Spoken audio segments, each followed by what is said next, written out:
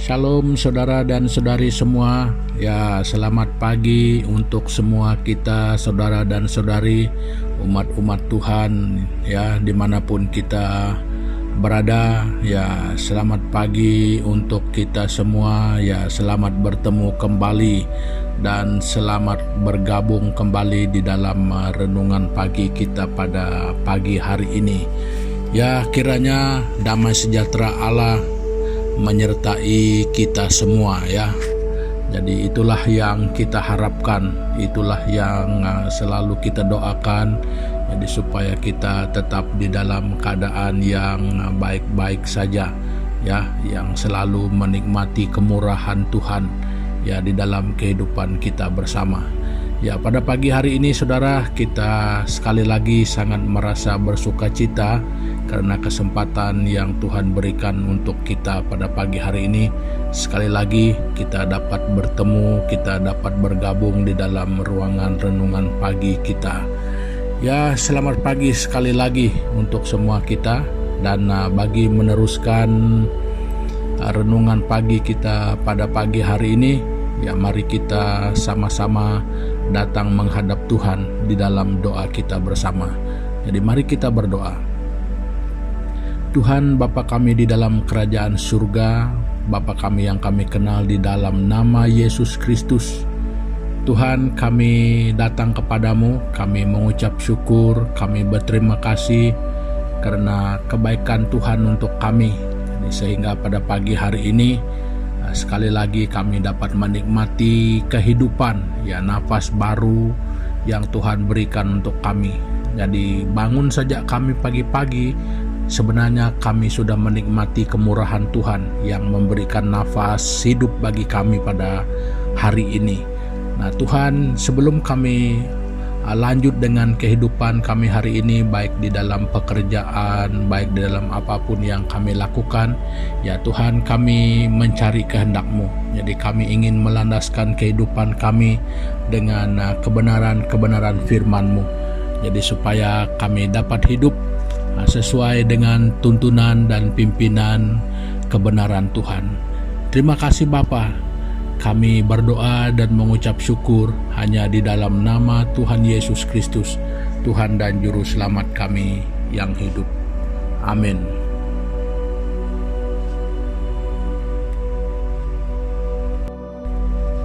Nah, saudara dan saudari semua, pada pagi hari ini ya saya ingin membawa kita bersama-sama berkongsi ataupun kita merenungkan satu perkara ya di dalam kehidupan kita, yaitu etika kita adalah nilai diri kita.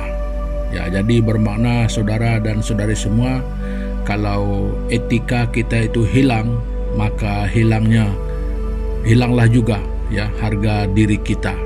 Ya, jadi maksudnya etika itu adalah satu harga kehidupan ya, harga hidup. Ya, nilai-nilai kehidupan kita. Jadi apabila etika ini mulai menghilang, ya makanya turun juga kita punya nilai diri kita itu ya. Kita akan kehilangan juga nilai kita, harga diri kita ya, itu bahasa kita, harga diri ya. Jadi itu tergantung dengan etika kita. Jadi etika ini dia lebih dan banyak menyangkut tentang quality kehidupan ya, termasuk quality moral, kelakuan, keadilan, kesemuanya itu yang melibatkan, yang mencerminkan quality yang dikatakan kebaikan pada diri seseorang. Nah, itu yang dikatakan sebagai etika. Nah, jadi Alkitab ada mencatat hal itu ya. Jadi untuk melihat hal itu, saudara dan saudari semua, jadi mari kita bersama-sama membuka Alkitab kita di dalam kitab Matius pasal yang kelima. Kita membaca ayat 13 sampai 16. Ya, ada 4 ayat di sana. Jadi begini bunyinya, kamu adalah garam dunia. Jika garam itu menjadi tawar, dengan apakah ia diasinkan? Tidak ada lagi gunanya selain dibuang dan diinjak orang. Kamu adalah terang dunia. Kota yang terletak di atas gunung tidak mungkin tersembunyi. Lagi pula orang tidak menyalakan pelita lalu meletakkannya di bawah gantang, melainkan di atas kaki dian, sehingga menerangi semua orang di dalam rumah itu. Demikianlah hendaknya terangmu bercahaya di depan orang, supaya mereka melihat perbuatanmu yang baik dan memuliakan Bapa-Mu yang di surga. Nah, jadi saudara dan saudari, bukan di bagian ini saja ya, kita menemukan banyak hal lain di dalam Alkitab yang menulis ataupun yang merujuk kepada tentang etika ya. Nah, jadi di dalam kekristenan, kualiti kehidupan sebagai orang percaya itu secara tidak langsung ya membuatkan orang itu berubah, sehingga perubahan itu bukan berubah untuk yang tidak baik ya, berubah menjadi yang lebih baik sesuai dengan apa yang diajarkan kepadanya. Nah, jadi makanya saudara dan saudari, itu yang selalu dikatakan sebagai Kristen yang sejati ya. Jadi karena apabila kita tidak hidup kita tidak hidup sesuai dengan ajaran, sesuai dengan kebenaran itu, jadi kita tidak seenaknya ya, kita tidak dapat klaim bahwa saya orang percaya, saya orang Kristen, padahal kalau kehidupan kita tidak sesuai, jadi mana mungkin, yaitu mendustai diri kita ya. Jadi lain klaim kita, lain yang terjadi. Nah, jadi itu semua tidak mungkin ya. Jadi saudara dan saudari, di bagian pembacaan kita ini ya, pentingnya etika itu diibaratkan, yang pertama diibaratkan sebagai garam ya. Kalau garam itu sudah tawar katanya, jadi tidak akan berguna lagi ya. Untuk apa? Tidak mampu memasinkan, maksudnya tidak mampu lagi memberi pengaruh. Jadi apa gunanya katanya? Tidak ada guna lagi selain dibuang dan diinjak orang. Jadi itu berarti itu sudah sangat tidak berguna kalau garam yang tidak masin ya. Jadi untuk apa? Sama juga artinya dengan tanah yang biasa ya. Ya. Jadi saudara dan saudari, itu mengibaratkan kalau etika kita itu sudah runtuh ya. Kalau hilangnya kualiti pada etika kita itu, jadi makanya hilanglah juga harga diri kita ya. Itu yang dikatakan ya, yang diumpamakan sebagai garam yang sudah tidak masin ya. Jadi ketika kita punya etika sudah mengalami keruntuhan yang demikian ya, makanya harga diri kita juga terturut di sana. Jadi kita seolah-olah bukan seorang manusia yang dikatakan sebagai manusia yang baik ya.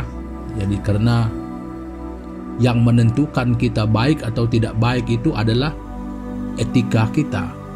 Nah, jadi etika kita ini dibentuk dari dalam. Nah, jadi kalau etika tidak bagus, bermakna di dalam kita juga itu tidak bagus ya. Nah, jadi selain itu digambarkan juga bahwa etika hidup kita ini digambarkan sebagai cahaya ya. Jadi katanya di dalam ayat 14, kamu adalah terang dunia.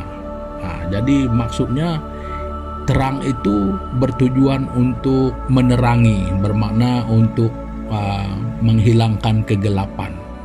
Nah, jadi untuk tujuan memberi terang, tidak patut ya, dan tidak logik ketika kita bawa lampu kalau di sini dia gunakan pelita. Tidak patut ya pada malam hari kalau kita menyalakan pelita, kemudian kita kasih telungkup ataupun tutup dia dengan gantang. Nah, jadi untuk apa? Cahayanya tidak akan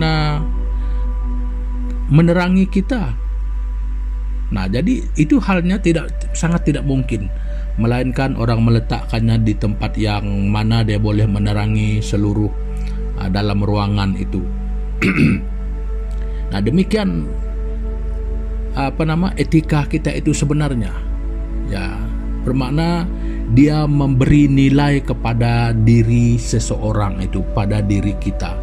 Nah, jadi saudara dan saudari semua, ya, saya tidak bermaksud mengatakan kita tidak beretika, tetapi ya supaya kita selalu mengingatkan diri kita sendiri bahwa nilai diri kita itu sangat bergantung pada etika kita. Nah, jadi etika kita ini ya sumbernya adalah dari dalam. Apa yang kita percayai, bagaimana konsep pemikiran kita, ya, bagaimana yang ada di dalam jiwa, di dalam pikiran kita, dan terlebih yang boleh mempengaruhi roh kita. Nah, itu semua akan merupakan perkara-perkara penting yang akan mempengaruhi etika kita, ya, yang mempengaruhi cara berpikir, yang mempengaruhi cara tindakan ataupun pembawaan hidup kita. Nah, jadi saudara dan saudari semua, ya, bagaimana etika kita ya di dalam segala hal, di dalam kehidupan, di dalam lingkungan kita, di dalam keluarga kita, ya. Jadi saudara dan saudari semua, marilah kita bersama-sama ya kita menjaga etika kita, karena di sana terkandung nilai diri kita, ya. Jadi makanya kalau etika kita itu baik, maka itu memberi nilai bagi kita pada pandangan orang lain. Nah, dan yang lebih merasakannya adalah diri kita sendiri, yang dimana kita sebagai penerima kesan daripada etika kita sendiri di dalam kehidupan kita.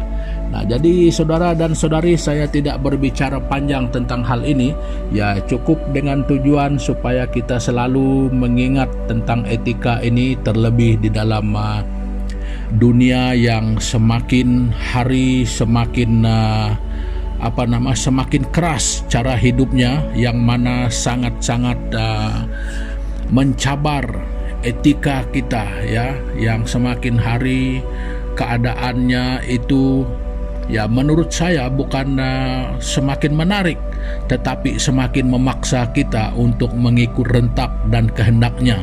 Jadi seolah-olah bahwa dia ingin menarik kita untuk mengikuti rentak dia.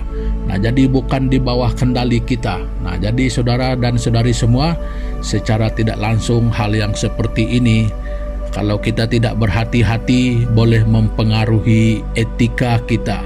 Nah, jadi kalau mempengaruhi untuk menjadi lebih baik, yaitu silakan. Tetapi kalau mempengaruhi kita untuk lebih tidak beretika ataupun boleh mengurangkan etika kita, nah saudara, inilah yang perlu kita hati-hati, ya. Jadi supaya kita sentiasa waspada dalam keadaan apapun di dalam kehidupan kita untuk masa-masa yang mendatang ini. Nah, jadi ya sampai di sini dulu ya untuk pagi hari ini, dan sebagai mengakhiri daripada pertemuan kita, jadi mari kita berdoa bersama-sama sekali lagi. Mari kita berdoa. Tuhan Bapa di surga, sekali lagi kami datang kepadamu, kami mengucap syukur dan kami berterima kasih pada pagi hari ini Tuhan, ya, karena Tuhan mengingatkan kami bahwa nilai hidup kami ataupun nilai diri kami itu ya bergantung pada etika kami, yang mana etika kami itu adalah sesuatu yang dipamerkan melalui hidup kami, ya, baik buruknya ya seperti apa itu ditayangkan atau dipamerkan oleh cara hidup kami, cara berpikir kami, cara bertindak kami. Jadi Tuhan, kami berterima kasih karena Tuhan menegur kami, karena Tuhan memperingati kami, jadi supaya kami memiliki satu etika yang baik, ya. Jadi itulah kerinduan hati kami. Jadi kami percaya Tuhan bahwa kalau hanya dengan kekuatan dan kemampuan kami sendiri, mungkin ini satu hal yang sangat sukar untuk kami lakukan. Jadi oleh itu kami mohon pertolongan dan kuasa Tuhan yang mampu menolong kami untuk dapat mengubah hati kami, mengubah pikiran kami, jadi supaya kami mempunyai perilaku ataupun beretika sesuai dengan kebenaran dan ajaran Tuhan di dalam kehidupan kami. Jadi lewat daripada semua ini, kehidupan kami itu mempunyai impak ataupun mempunyai pengaruh secara etika kami terhadap keadaan di sekitar kami yang akan banyak mempengaruhi untuk hal-hal yang merupakan kebaikan. Jadi lewat kebaikan itu, ya, nama Tuhan dimuliakan karena nilai diri kami yang sangat dipengaruhi oleh kebaikan dan firman Tuhan yang ternyata ada di dalam perilaku kehidupan kami setiap hari. Terima kasih Bapak, ini doa kami, dan kami menyerahkan juga sekali lagi kehidupan kami di sepanjang hari ini, baik waktu kami sendirian, baik waktu kami bersama-sama dengan orang lain, baik di dalam keluarga kami, baik di lingkungan tempat kerja kami.